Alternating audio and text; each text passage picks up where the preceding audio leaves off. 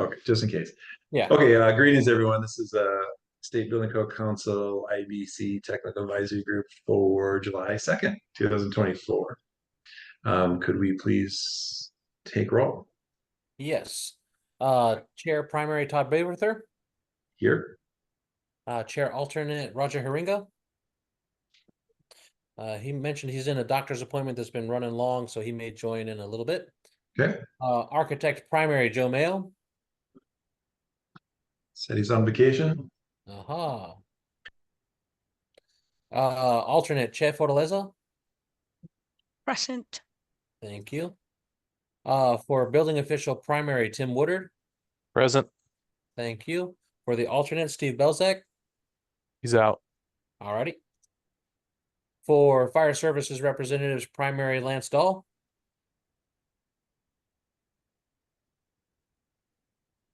I know he's here. I talked Sorry, to I'm here. Yep. no worries. All right. For the cities and counties primary, Hoyt Jeter. Yep, I'm here. Thank you.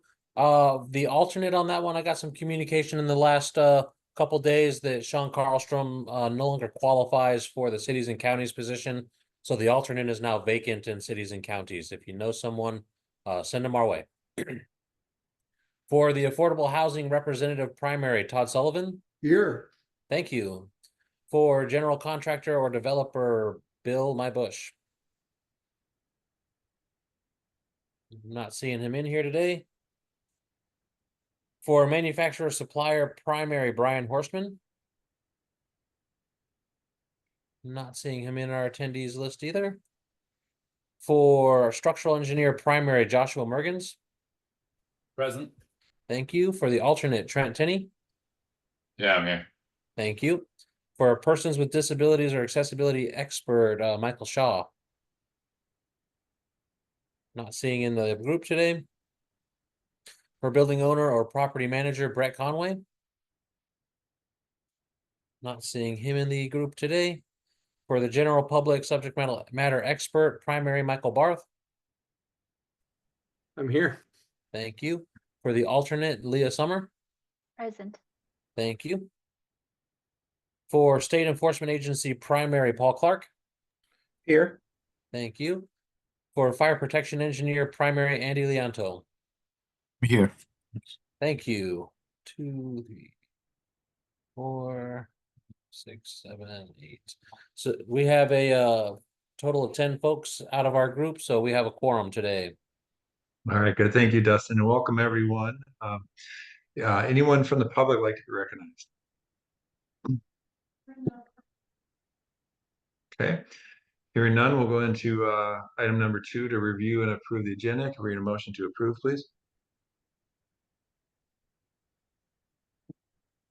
Lance Dahl, I Right. make a motion to approve. Second. Thank you, Lance. Thank you, Hoyt. Any discussion?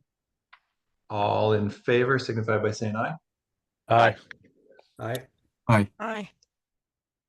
Any opposed? Okay, so approved. Item 3, review and approve the minutes from June 27th. We'll quickly scroll through. Could we hear a motion to approve? Lance Dahl, so moved. Second. Okay. Thank you, Lance and Hoyt. Please go through those. Any proposed edits?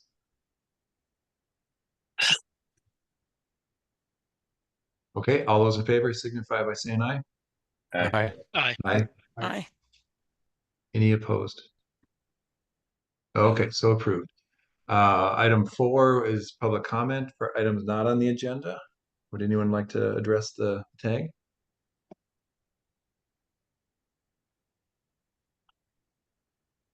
Okay.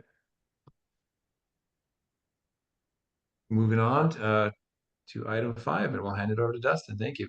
All righty. I'm gonna share my screen here.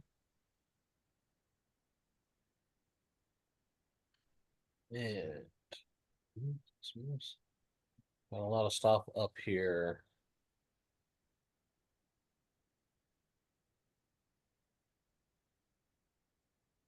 And that.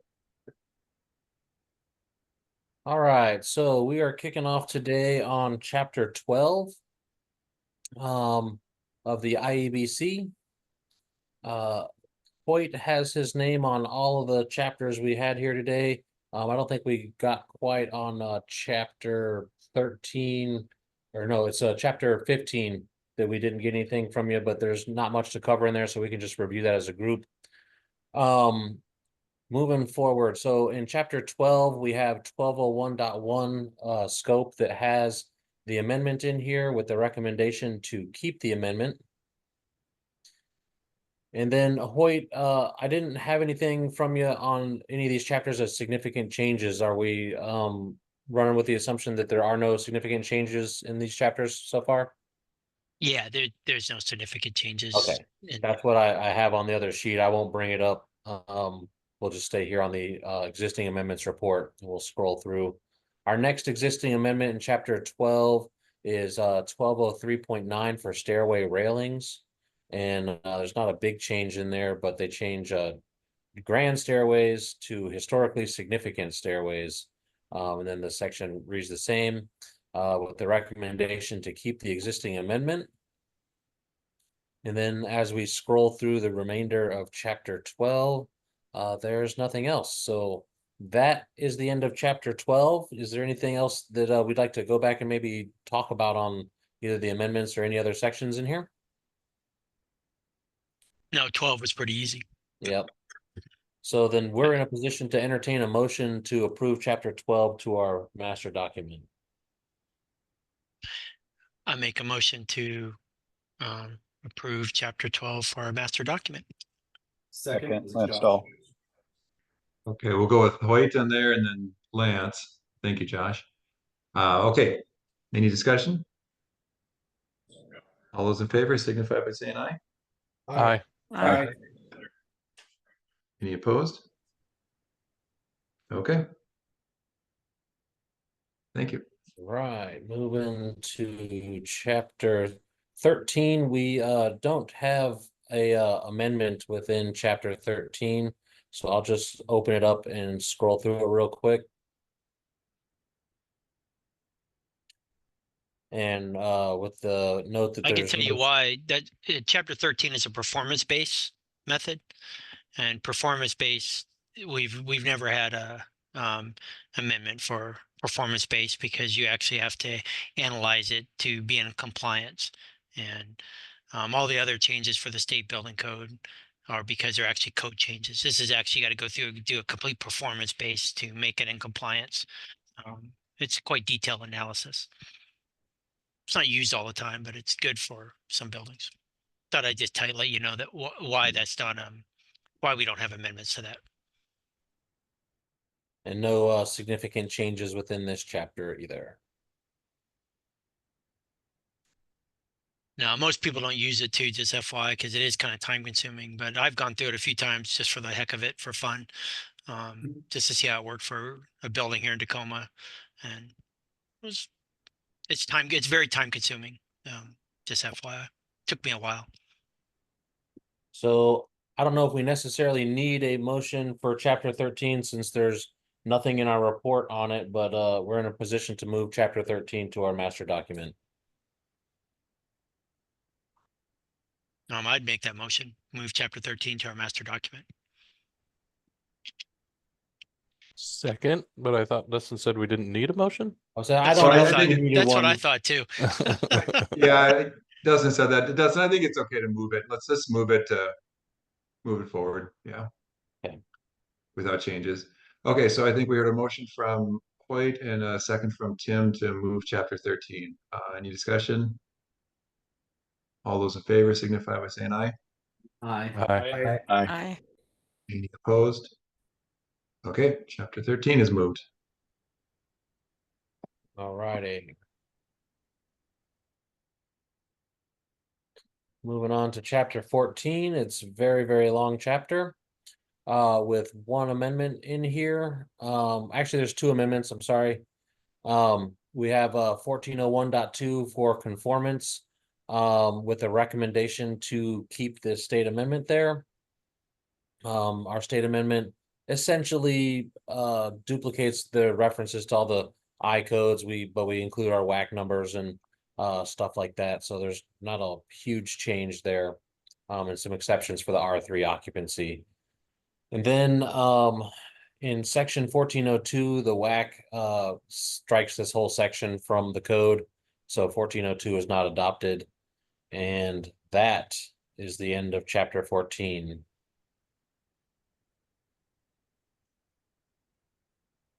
I'd make a motion to move chapter 14 to the master documents. Thank you. Tim? Second, this is Josh. Okay, Josh? we have Tim and Josh. Any discussion? All those in favor signify by saying aye. Aye. Aye. Aye. Any opposed?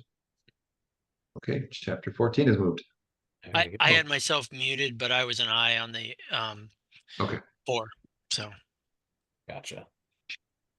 Then that brings us to chapter 15.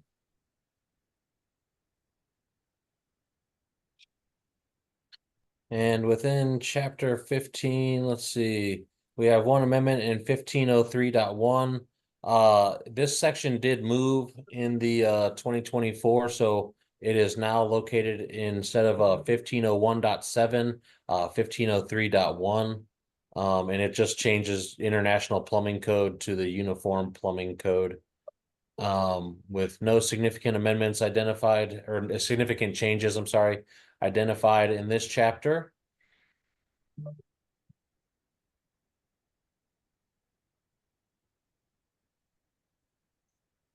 And that did is, you have the fire look at this one too? I mean, just because mm. a lot of this is also fire stuff. I did not go into it. So if you look at the parentheses F, it's all fire. So the fire tag should at least look at this in the existing building code. I did look at all the ones for building and structural in general, but all the Fs, I did not go through for that stuff. I don't know. Is that something on the fire tags to look at? It's not something on their agenda right this moment, but we have a member here from the fire tag with their hand up. Hey, Hoyt, it's Ken. Yes, I did go through it and I'm double checking right now and I'm pretty sure we're all good. Okay. Yeah, I just wanted to be sure that group looked at it. So great. Thank you very much. Yeah, Thank I you, looked Ken. at it also, Dustin Lansdall, and I think we're good also.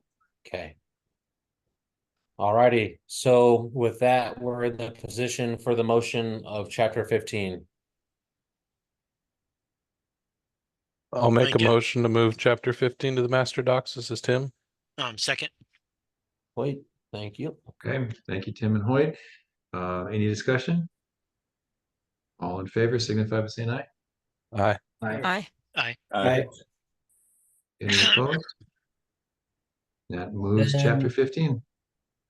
In chapter 16, there is a state amendment, but it has been absorbed by the model code language for ACI 562-21. So I don't have any green words within here, but this is the only change that we have in our existing amendments report. And then everything else looks like it's so far just updating some year editions of the reference documents. And that's about it. So Yeah, that is all for chapter shouldn't you- 16. Shouldn't the reference documents, I believe they reference the International Plumbing Code. Shouldn't that also say Uniform Plumbing Code? Because we don't adopt the IFC.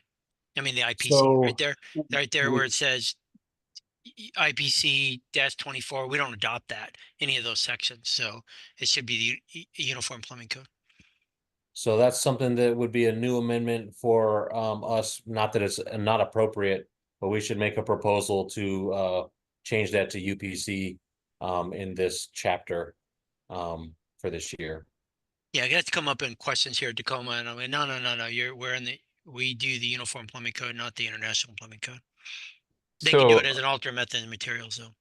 so I can definitely see why we need to possibly amend it and or just add on the UBC to the list of amended codes that we adopt, but it references specific sections, so it's only those sections, and it makes me wonder if that's out of that performance-based section of the code, to the point that we may want to leave it in there just for somebody doing a performance-based analysis, but nobody else would realistically use it. This is Josh. And I may be totally mistaken, but I believe those are the references where this document within IEBC was mentioned, not which references of the code that we adopt, unless I'm mistaken. That's correct. Right, but what it does is to go read the information on it, any commentary, anything like that. You if they use IPC 24 302.2 401.1 702.7, where those are adopted in there, I assume it was compared to the Uniform Plumbing Code. I didn't look at that personally. I totally forgot about that. But if it's not and they're different, I mean, we as a state, we don't adopt the IPC, so you can't use this one. I mean, that's the way we enforce it here in Tacoma. I don't know how other people are enforcing it. Sounds like it makes perfect sense, and it should be a co-proposal to close those loops for sure. I think I identified something important. Yeah. So I have on here to include a note in our reports to check the IPC reference here to see if it needs to be replaced by UPC or supplemented with the UPC as another line item here for, I guess, IAPMO.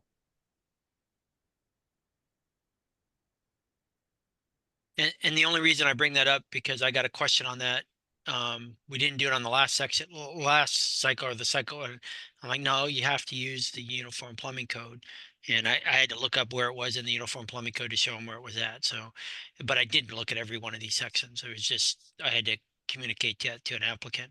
And I assumed I was correct on that. Correct me if any of you guys on the phone says that that is not correct. That's how I've been doing it.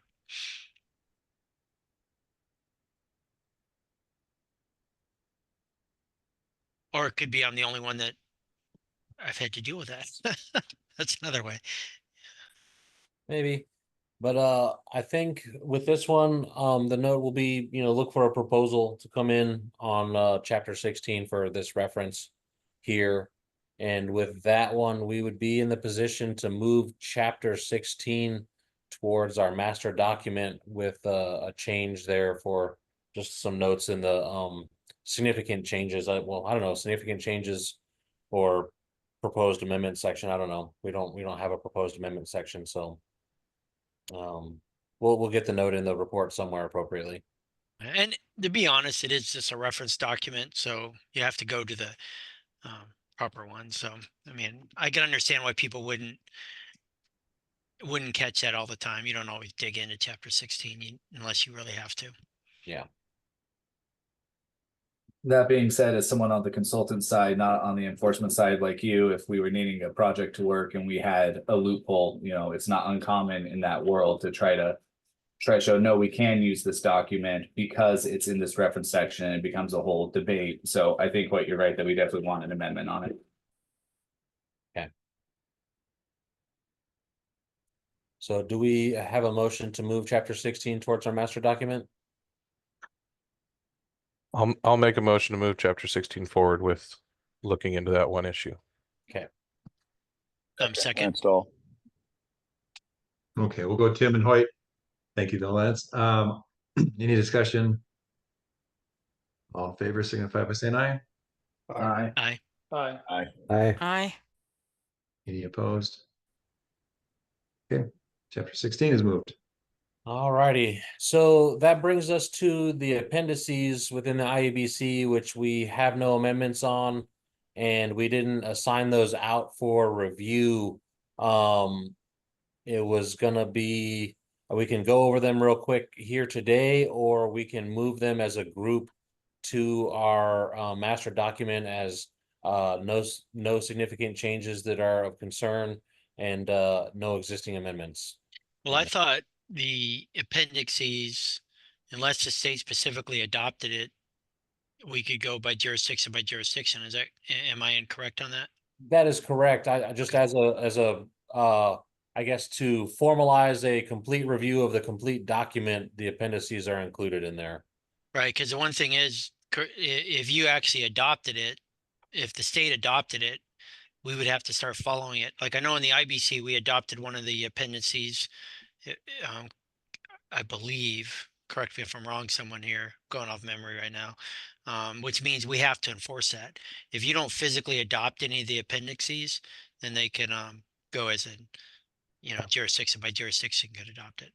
So- Right, that's correct, but what we're just trying to do is here is say that we're not, that they're approved for our inclusion in our master document with no significant changes, no existing amendments, Yeah. and just Yeah. kind of do them as a group. I think Dustin, like you said, we haven't made any amendments to these sections, so they're all extras, like what Hoyt pointed out. So I'm pretty comfortable moving all the appendices from the IEBC to the master documents as a motion. Second, I agree. Thank Agreed. you, Tim, and then Hoyt. Any other discussion? All in favor signify by saying aye. Aye. aye. Any opposed?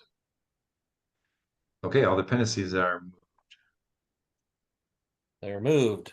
All right, so that brings us to the end of the IEBC. Staff is working real hard to get all these incorporated into the master document. And I guess we want to have a quick discussion on when we have some correlation meetings with the IFC that have been kind of requested from both groups. And I wanted to discuss when this group might want to try to have one of those meetings, and then to discuss the end of the reports part of this cycle and how that's gonna square up at the end of this month. Wait, you have your hand? Yeah, just a quick question on that, and I hope this is how it's gonna be. Are we gonna have a combined meeting with the fire tag people and us? Or is it gonna be fire tag meets, they go over what they want to, and then it comes to us, then we make comments and back and forth, or is it gonna be a combined meeting? Well, I think what I'd ask from this group today is to express the desire. And then I will get with the tag chairs to strategize exactly what those meetings will look like. We, I believe, have everybody here except for the new chair of the fire tag. So,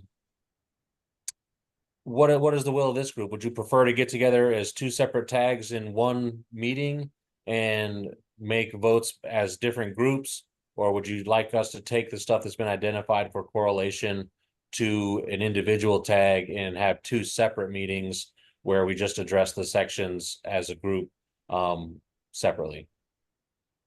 so I have a question. personally- Tim, did you want to get your hand raised? Did you want to speak first or? I thought what he was asking was trying to set up dates and times with them, and then Oh. I felt like that he was shifting the question just a little bit to like pinpointing Okay. first if we want to meet as a individual group or the other. So at this point in time, I would say, I liked your first option where we all get together, so the two tags together and do a joint meeting, but I'll just throw that out there. Yeah, I'm in support of that too. That's what I was hoping we would do. Because they're the experts on the fire part. We know the building code part, and then, if we have some kind of disagreement or something, we can understand their reason, and they can understand our reason on something. So That makes sense. Go ahead, Roger. I agree with that also, Lance. Well, I know that Dustin, I am the alternate chair of the fire IFC tag. And I know we have not consulted with the new chairman, but I know my impression from the IFC was also to have one meeting, hopefully one, where we go through all of the things that there were a list in the IFC that said, hey, we need to correlate this with the IBC, and probably a similar list that IBC group came up with. So I think the IFC, without giving an official opinion, the kind of the feeling was having one meeting where we all get together and go through the various questions. Okay. And Roger. then, Since you're across both, it sounds like you're the default chair of that ad hoc. I have a question though. So for those that have been through this before, when we do that kind of correlation meeting, what actions are we looking for that would require a vote? Well, I guess if we're making changes to our report, I guess at the end, we would want to, I guess, approve all the correlated changes to our master document, for, work to the committee, to the different committees. So we're looking, I guess, just to get input on the sections identified as needing correlation and to have a vote on that the changes are approved by the different groups Okay. within their documents. Well, unless Yeah. somebody has better experience on this, I mean, it seems to make sense to me. We just in the correlation meeting, obviously come to as much consensus as we can, but then push it back to the groups so it's a clean vote. Is that correct? I think so, yes. Anyone have better experience? I've done the stuff on the national level, the Code and Correlation Committee, when they're making code changes, and I'm on that committee now. It's quite cumbersome, but it is actually good to have the expertise for one, like we pointed out before, where the fire has to do to make sure they correlate and work together. So one group doesn't change something and then the other group has something and now they have a conflict in it. So it is best to have both of them in together. What I hope we did in this whole thing that I believe we brought up in all the meetings I've been in, where we see something where I thought the fire has to deal, I'm saying, hey, we need to correlate with them.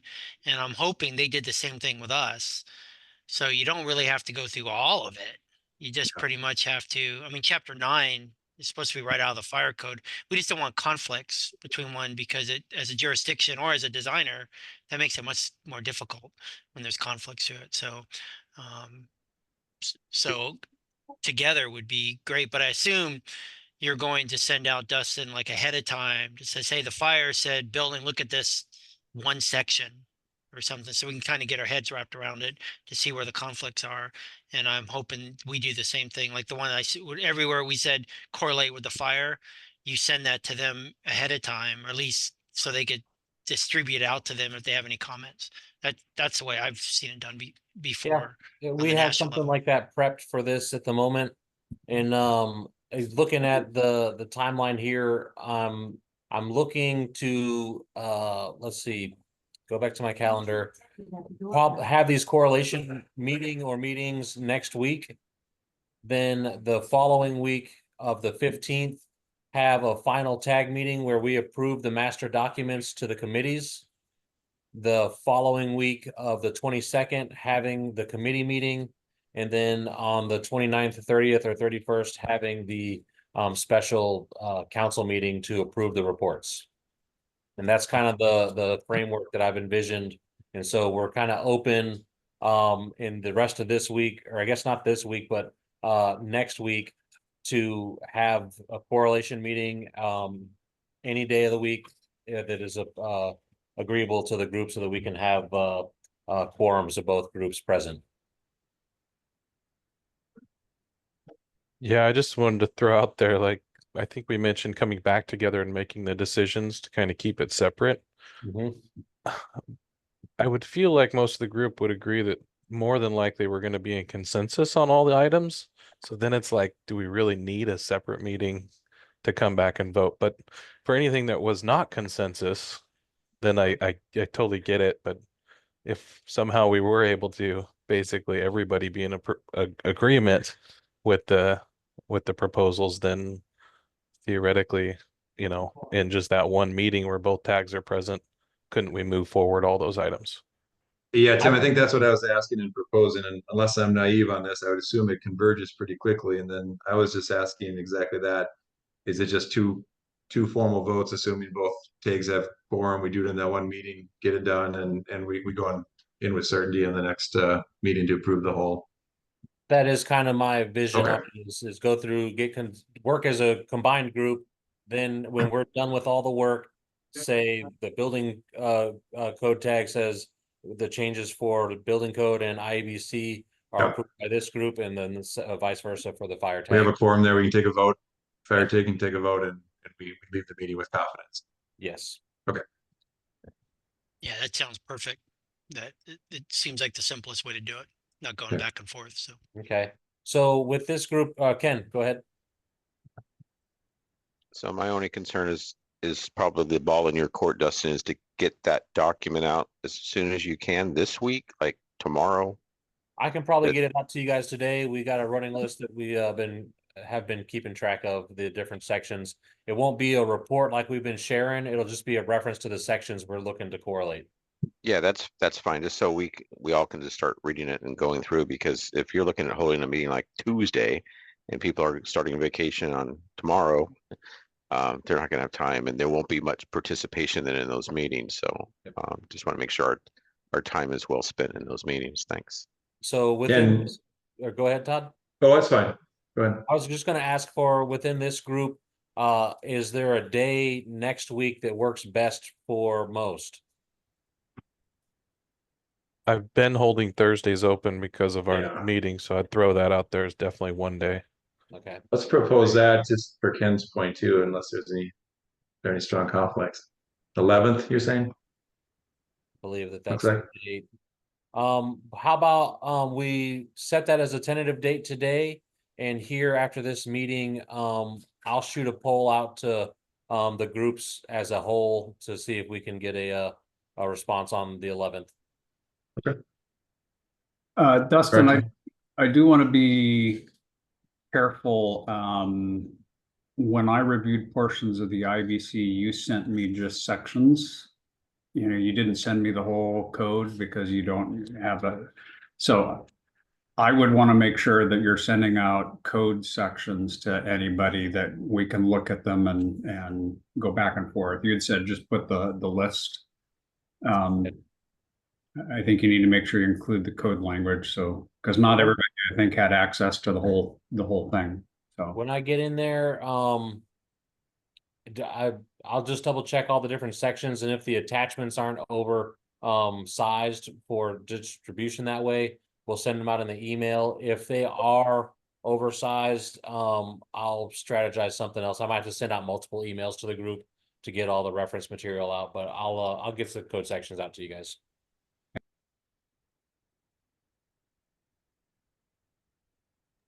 and Todd, as far as me being the chairperson, I'm gone from the 10th to the 16th.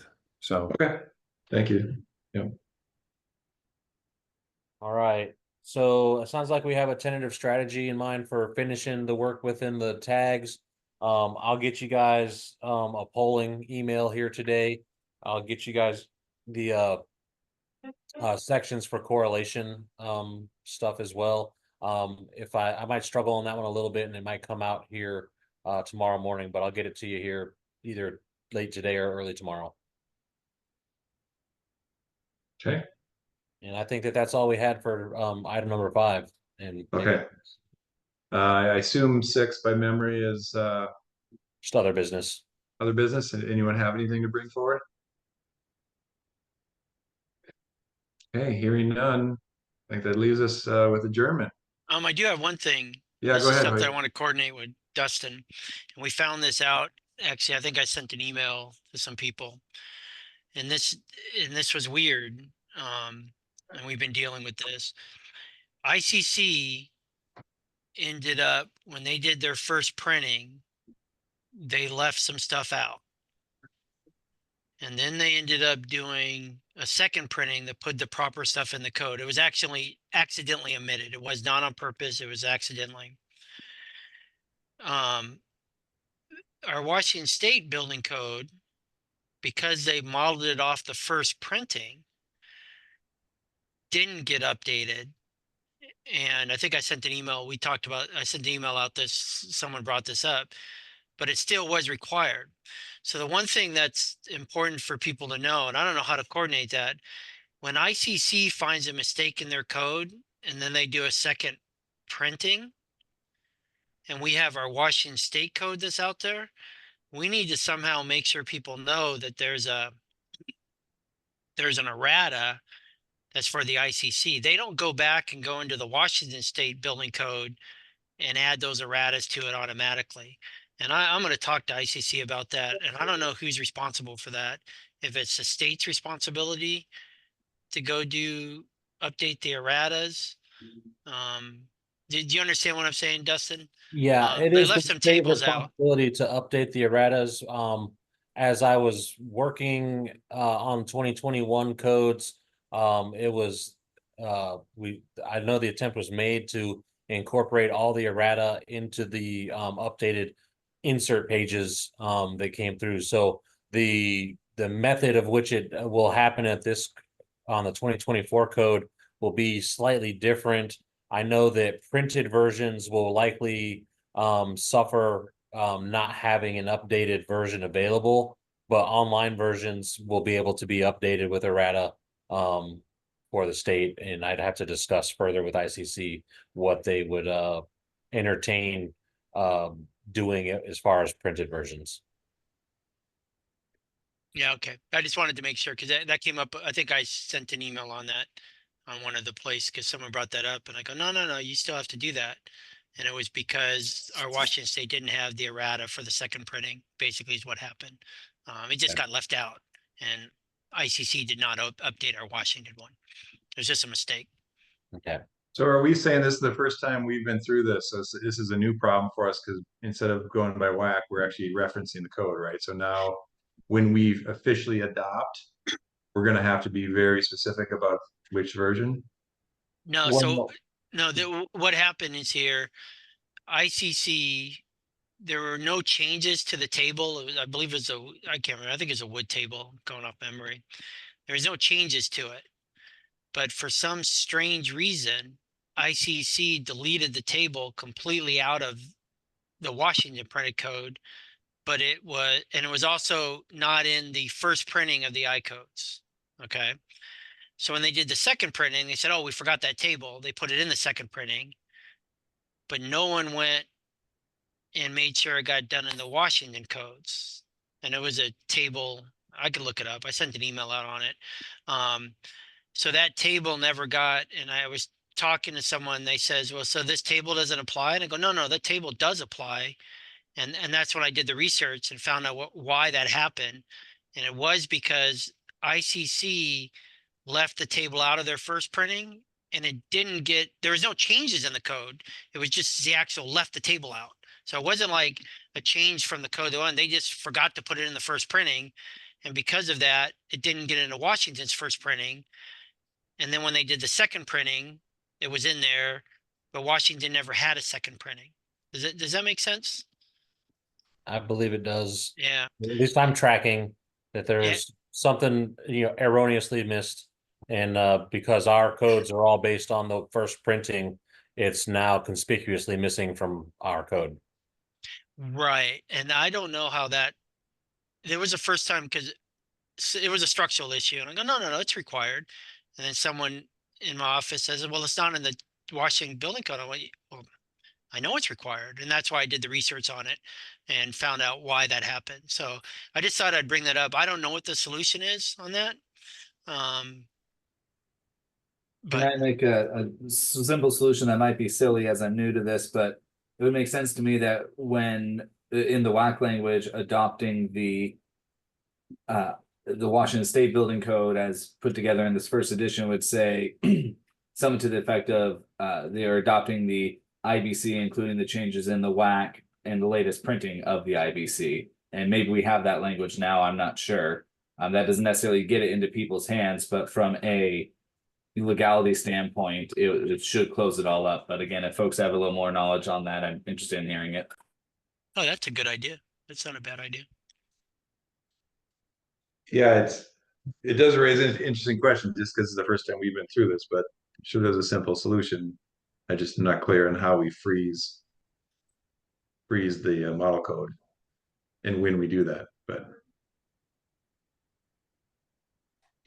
I mean, it has to be frozen code when we adopt. So is it the process when we file for CR 102 that the actual language starts to get frozen? Because it's not by reference anymore, right? No, so here's the thing. It wasn't an actual change in the code. Right.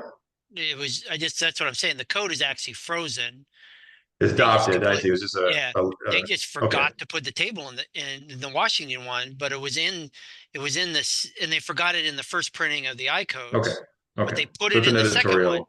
It was kind of an editorial that you're supposed to do it, but because it was left out, someone asked me the question. And I said, no, you have to still do it. And that's how I found it. I looked at the first printing of the I codes and I said, oh, they accidentally left it out. So ICC does an errata. It's never a code change because a code change has to go through a It's adopted. process. It's just like there could be a misprint. They could have just, whatever the reason is. I mean, you see those erratas that go out a lot. It should never be a technical change. It should just be an oversight, unless, and that's what this was. So just relying on limited experience, I do believe that the errata have to be formally adopted by the state of Washington to be valid across the state. That being said, each local jurisdiction has the authority to apply the building code as they see fit. But when we were doing the errata for 2021, we had to include all of that information in our CR 102 for the WAC language. But we're embarking on a new tack on how we're doing the codes in Washington as far as making them available. And I'd have to speak with, I guess, our legal representation to see if there's anything that they see as an issue for putting, each subsequent edition of the code in there. So if there's second or third printings, there's I guess leeway for our amendments to start sliding sideways in reference to some of those things. So I think it's an issue that needs a little bit more analysis before we have a tack forward on it. May I offer one final thought before we wrap up on this topic? We're going to be wrapping this thing up at the point that the 2027 IBC should be printed. I think by the time we actually adopt this code, it might be past the point of errata on the 2024. I'm not sure how far back they go for those, but I think they'll already be on to the next code. Is that fair? That's fair. Just it's, the work on our group 1 codes will be kind of concluded at the end of this year. And we could go back and try to correlate errata at the end of the cycle as well for group 1 codes. But it hasn't been something that's been factored into our current cycle.